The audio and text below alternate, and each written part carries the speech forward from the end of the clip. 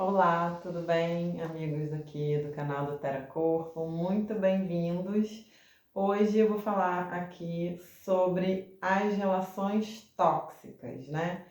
Como essa visão sistêmica, as terapias sistêmicas, o xamanismo ancestral sistêmico, que é como eu uso a visão xamânica, a visão sistêmica universal, do universo, da natureza, nas terapias, né? Terapias corporais, terapias vibracionais. E esse assunto é muito importante para a nossa existência, para a nossa função social, para o nosso crescimento pessoal, que é saber identificar os relacionamentos tóxicos, né? Quando eu estou me vinculando demais a pessoas que me colocam para baixo, que me trazem um desconforto, um desprazer. Tem uma frase muito bacana da neurolinguística que fala o seguinte: uma pessoa que gosta de você, uma pessoa que está no equilíbrio amoroso dela, bem educada, bem resolvida, de bem com a vida dela, ela jamais vai te colocar numa situação de constrangimento. Então, olha que bacana. Quando você se sentir constrangido porque alguém está te causando constrangimento, em público, com uma pergunta, te colocando na parede, falando algo que está te colocando, te deixando constrangido, observe esse sentimento de constrangimento, porque você já vai falar, bom, se essa pessoa está me deixando constrangida, será que ela está no equilíbrio dela? Será que eu tenho que dar ouvidos? Será que eu tenho que cair nessa armadilha, né? Então, isso é uma das dicas, né? É um sinal para a gente educar os nossos filhos, por exemplo, né? E a gente aprender a observar as nossas emoções, os nossos sentimentos. O que esse sentimento está me trazendo? Está trazendo constrangimento? Opa, eu me lembro lá da aula da Cláudia Browne no Teracorpo, a visão sistêmica vai me mostrar que se eu estou constrangido, eu tenho que repensar essa troca com essa pessoa, essa relação, né? E aí eu já falei aqui sobre o julgamento. A gente tem uma tendência a julgar o outro e cortar, e se afastar, e condenar. E quando é um profissional do seu trabalho que está na mesa ao lado, quando é alguém da sua equipe de trabalho, quando é seu chefe, né? Então, situações que você não tem como cortar o relacionamento. O que você tem a fazer, né? Sempre, gente. Eu sei que pode ser chato, mas ver o que você está sentindo, ver no outro, né? Um caminho de cura, de transformação, de mudança, da maneira que você se vê, da maneira que você se trata em primeiro lugar. Então, se você não se permitir, né, uma posição de constrangimento, você não aceita o constrangimento que aquela pessoa está te causando. De várias formas, você vai dar o seu jeito, até com bom humor, até com uma brincadeira, uma brincanagem, né? Você devolve aquilo para a pessoa numa piada, numa brincadeira, não ser sarcástico de preferência, mas é um jeito de cortar, de trazer um elemento surpresa e aquela pessoa já não conseguiu te derrubar, te deixar numa situação constrangida. Então o sentimento é seu, o constrangimento é seu, a gente tem que observar esses sentimentos para saber até ter um jogo de cintura, não julgar o outro, não cortar o outro da sua vida, porque é isso que eu quero falar também hoje, né? A lei da ressonância. A gente fala do que você está atraindo. Isso às vezes também é muito pesado, muito chato, mas o que a gente faz? A gente observa, eu gosto de chamar de lei da ressonância. Eu sou terapeuta de alinhamento energético fogo sagrado, é a terapia que tirou a minha alma da gaveta, né? Porque desde criança eu tenho essa relação com o sistema, com o sistêmico, com a natureza, né? Eu percebo a vida de uma formiga, de uma cenoura, de um vegetal, mineral, um animal, né? E me conecto e aquilo me traz muita sabedoria, muita força, muita alegria. E muito mais velha, né? Eu fui estudar fisioterapia, me formei, me graduei e o meio médico, né, o meio científico, ele não permite, eu tive que me enquadrar naquele sistema racional, linear, quantitativo e já uns anos depois de formada, eu fiz essa outra formação de terapia vibracional do fogo sagrado, alinhamento energético, com a querida Mônica Oliveira. Sou muito grata. Ela também se formou em fisioterapia, também é geminiana como eu. E essa técnica de leitura do nosso campo energético, de perceber a ressonância, né? As minhas afinidades. Eu não tenho só afinidades positivas com aquilo que é bom para mim. A gente acaba se conectando, se prendendo por afinidades negativas. Já reparou isso? Não é? Então você fica preso naquilo que te dá ojeriza, naquilo que te traz uma aversão negativa, raiva, ódio, mágoa. E aí, como é que você fica preso? Por exemplo, com a indignação. Nossa, eu vi um cara furando a fila, eu vi um rapaz tratando mal uma senhora de idade e eu fico revoltada com aquilo, eu fico indignada. Eu fiquei uns 2 anos da minha vida observando o meu sentimento de indignação, como que o outro conseguia me tirar de um estado de paz, equilíbrio e ficar indignada. Eu gosto de fazer isso uma vez por ano, eu escolho assim um tema e fico observando até aquilo ser transmutado em mim, até eu perceber que, sabe, eu encontro o livro, o Dalai Lama, que eu adoro, né? Muito inteligente, a fala dele de um lugar muito compreensivo, de uma consciência maior. Então é importante a gente ler, a gente estudar, a gente estar com esse tema que você quer melhorar dentro de você na sua vida.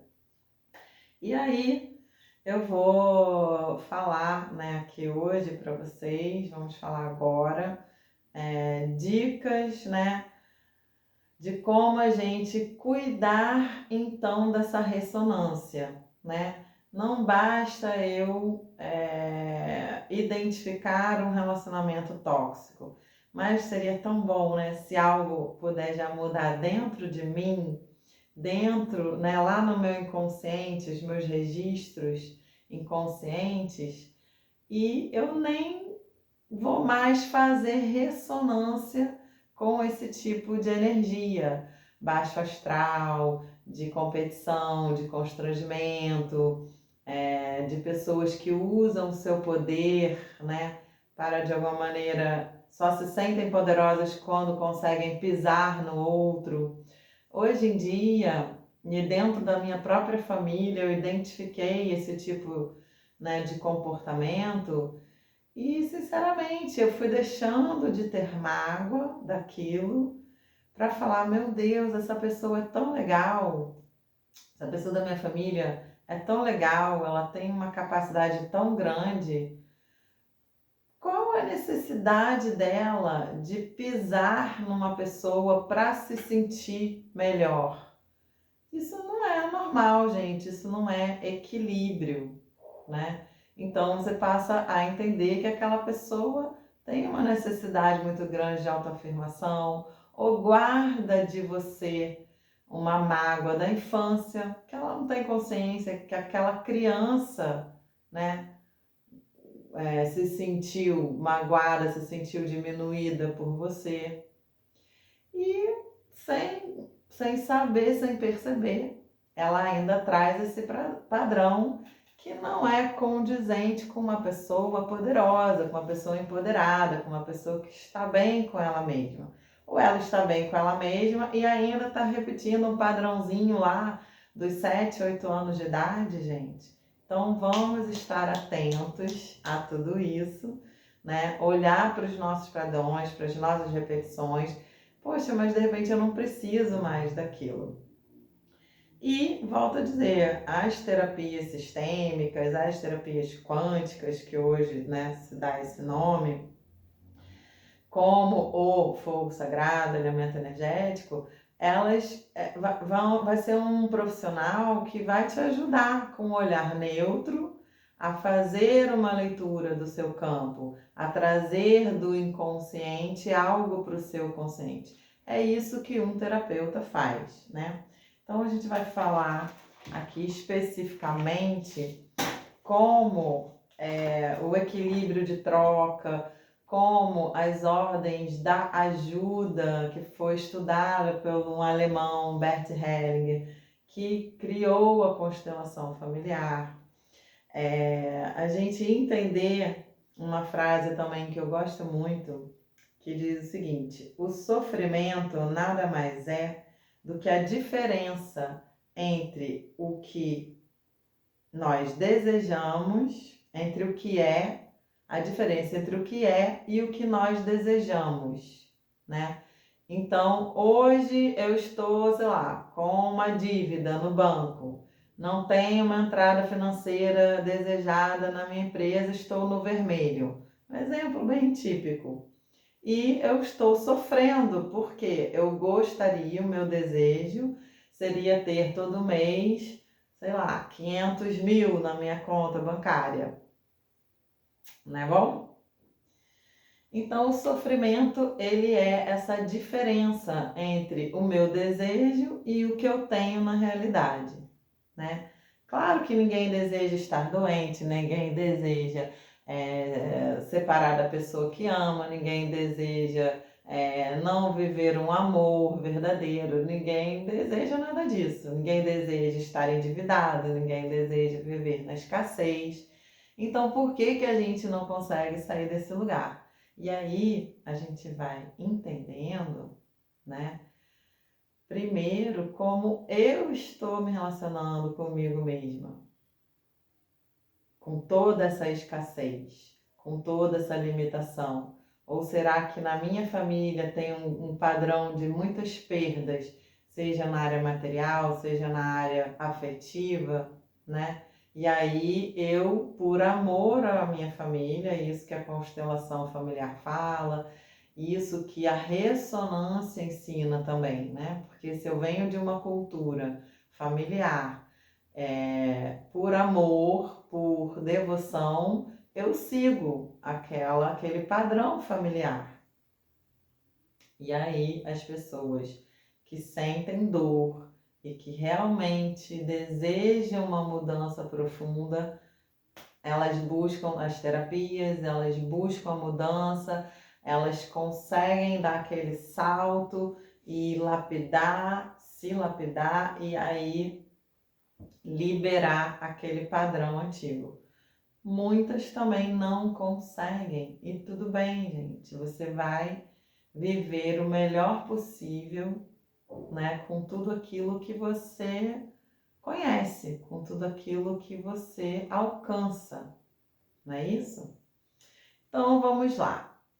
Uma prática bacana para a gente trazer para a nossa vida e começar a mudar essa ressonância dentro da gente, né? Que eu trouxe aqui hoje são 5 pontos, né? Que esse cara incrível, alemão Bert Hellinger, criador da constelação familiar, falou claramente, e eu vejo como isso se encaixa com toda a filosofia do fogo sagrado, da nossa ancestralidade, o elemento fogo que nos traz a nossa verdade, a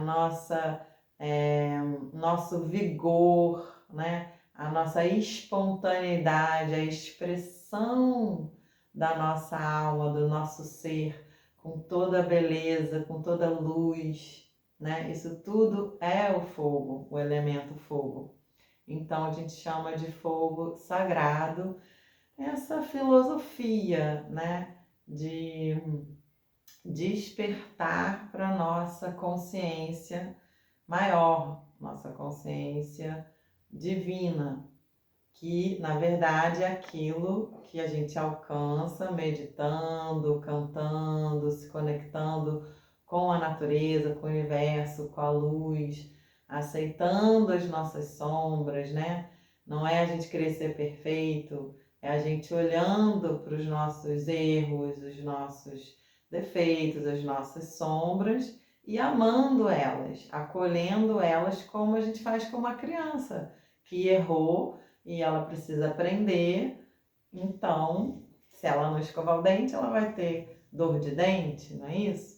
Então, a gente ensina, a gente repete aquilo de escovar o dente todo dia até ela automatizar e um dia entender que aquilo é importante para ela não perder o dente, para ela não ter dor. Então, essa é a nossa responsabilidade de ir passando de uma geração para outra a sabedoria, que vai evitar uma deteriorização do nosso corpo físico, que vai evitar também repetições de padrões, por exemplo, de dor, sofrimento, depressão, doença, escassez.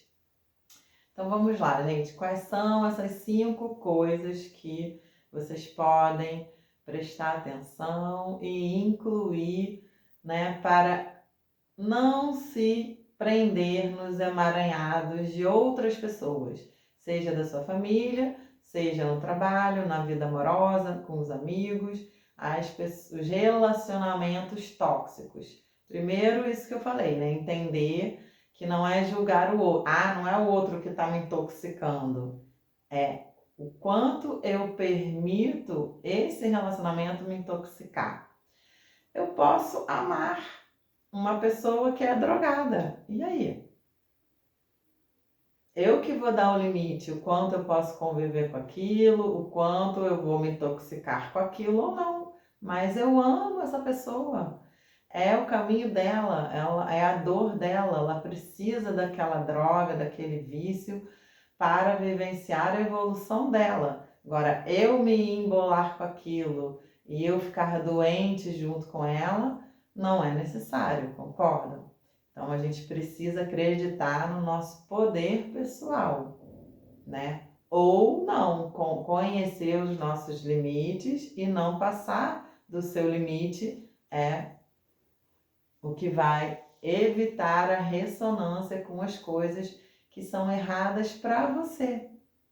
Eu não vou julgar se é errado para a alma do outro, para a evolução do outro. Ok? Então vamos lá. Primeira coisa que você pode observar para melhorar a sua ressonância e não se emaranhar com os relacionamentos tóxicos. Ajudar o outro. Isso tudo, essas 5 coisas são muito em relação à troca, né? Como eu me ajudo e como eu ajudo o outro. Porque a gente tem essa coisa natural de querer ajudar. E aí, quando você vai ajudar, você se embola todo no emaranhado do outro e depois quem fica mal é você, não é assim? Então vamos lá. Primeira coisa a observar quando você vai ajudar.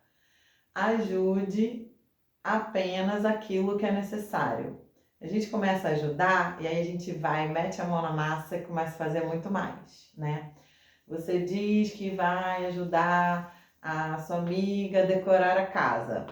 E aí você chega lá, o que você faz?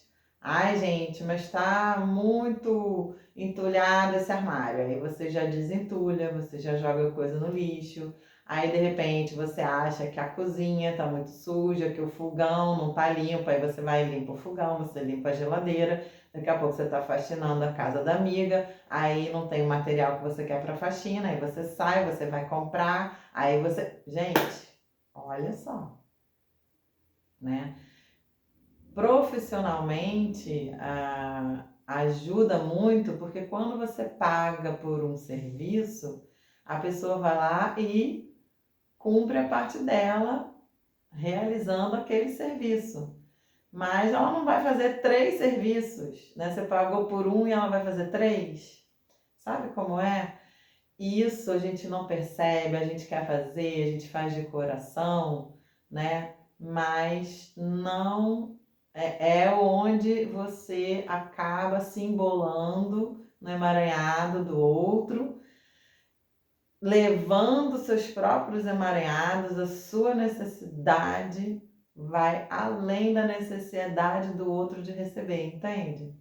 E aí, geralmente, o que acontece? Essa pessoa acaba se afastando de você, ela acaba falando mal de você, ela se sente menor que você.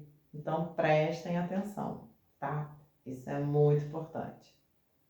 E aí vem a segunda ordem, né, da ajuda, dica, que é justamente eu me sentir maior que o outro, ou eu fiz tanto que o outro se sente menos que eu, menor que eu, né?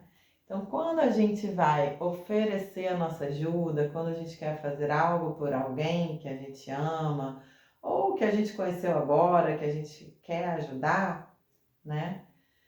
É importante o sentimento de igualdade. Coitadinho, ela não consegue aprender matemática. E eu sou professora de matemática, então eu vou ensinar. Coitadinho! Quando você faz isso, você está diminuindo a capacidade do outro. Ai, coitadinho, tá passando mal.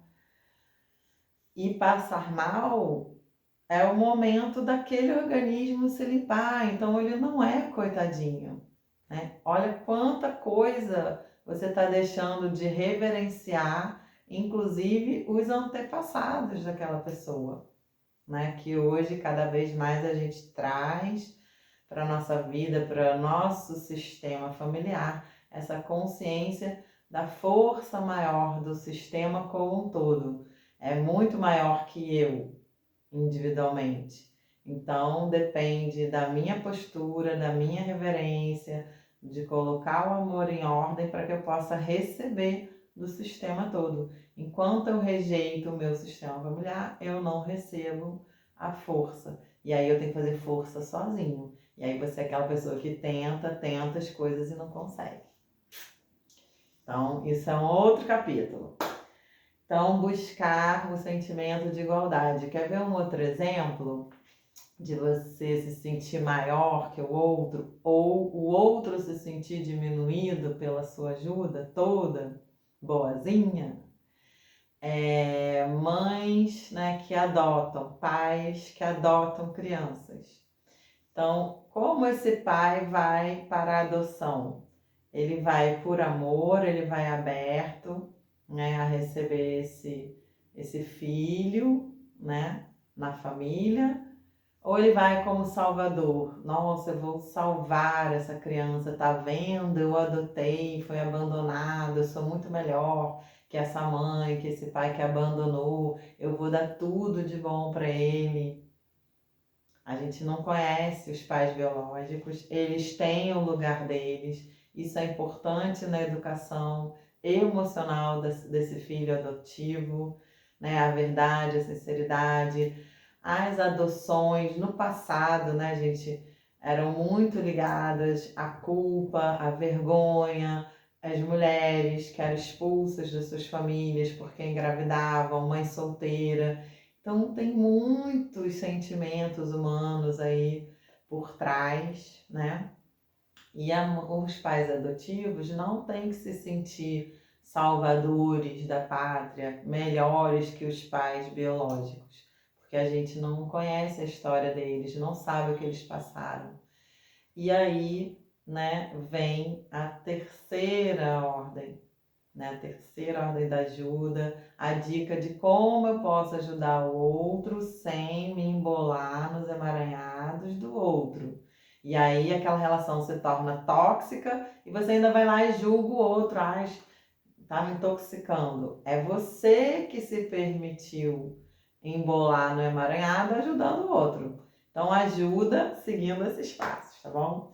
Já falei de fazer somente o que é o necessário, falei segundo, né, da igualdade, e agora vamos falar do julgamento, né, que eu já iniciei um pouco. A gente, para ajudar alguém, a gente, né, precisa ajudar sem juízo de valores. Porque aí eu tô julgando o que é certo, o que é errado. O pai e a mãe fazem muito isso, né, na família. Eu só vou ajudar se for desse jeito, do jeito que eu acho certo, porque eu acho que você está fazendo tudo errado. Não, você vai ajudar dentro do que você pode, dentro da necessidade que o outro tem, sem fazer além da necessidade do outro e sem julgamento. Se você não é capaz de ajudar sem julgar os valores do outro, você começa a julgar, você começa a criticar, você começa a condenar e você já está embolado ali nos emaranhados. Aí é melhor não ajudar. Olha, fulano, eu não sei fazer dessa forma, então é melhor você pedir ajuda para outra pessoa, né? Então, vão elaborando isso aí na cabecinha de vocês, no consciente, no coração. Meditem sobre cada ponto desses, né? E vamos para a quarta dica aqui. Eu já falei também do sentimento de igualdade, né? Então, a quarta seria igualdade, mas até eu já falei. Você não se sentir maior que ninguém, né? Você ir com o sentimento de igualdade, que eu estava dando os exemplos e talvez não fechei, né? O exemplo da mãe que adota, se sentir maior, né? Se sentir salvadora, não, né? Voltando a esse exemplo da criança adotada, ajudar com o sentimento de igualdade. Eu vou adotar uma criança que foi abandonada por algum motivo, com muito respeito a tudo isso, e que bom, que maravilha, ela me escolheu, essa criança me escolheu, eu escolhi ela. Então, quanta coisa maravilhosa essa criança vai trazer para a minha vida. Eu estou adotando porque eu tenho uma necessidade, né? Então, eu não estou salvando ninguém, eu estou sendo salva também das minhas necessidades, entende? Então, esse sentimento de igualdade, ele é muito próspero, ele desembola as coisas, ele faz o amor fluir em todas as direções, certo? Então, quando é a história de ensinar a pescar, né? Se você der tudo na mão da pessoa, ela nem valoriza e ela se afasta de você. Se você dá uma parte, ensina ela a fazer, ela vai ter que fazer sozinha. Se ela não fizer por ela mesma, não tem igualdade. Ela vai se sentir inferior, você vai ser maior e ela vai se afastar, certo? E por último, a gente vai ajudar, a gente deve olhar o sistema como um todo, a gente deve ajudar com essa visão sistêmica, buscando a força do sistema todo, não separando a pessoa do seu sistema original, ajudando que ela tome a força maior e todo o nosso sistema também, né, da nossa cidade, da nossa cultura, da cultura de cada um. Então, a gente ajudar não com a visão fechada e pontual, a ajudar mantendo essa visão mais ampla, essa visão sistêmica. Tá bom, gente? Então, hoje é esse recado aí, essa sabedoria do Bert Helling, da constelação familiar, do alinhamento energético, e que eu queria trazer e deixar com vocês essa força maior, né? Essa força linda do fogo sagrado, desse elemento fogo, que você não se embole nos relacionamentos tóxicos, e aí você vai poder se relacionar com todos sem se sentir ofendido, atacado, diminuído, Lembre aí que é você que aceita o insulto, né? Então a gente tem vários profissionais também da neurolinguística que trouxeram essa visão de como não aceitar o insulto, como não aceitar as agressões, e é isso que a gente precisa fortalecer no nosso ser e no nosso coração. E quem quiser, procure o Teracorpo também no Instagram, procurem fazer os vídeos aqui de meditação do fogo sagrado, que é lindo, e até o próximo encontro aqui no nosso canal do Teracorpo Holístico.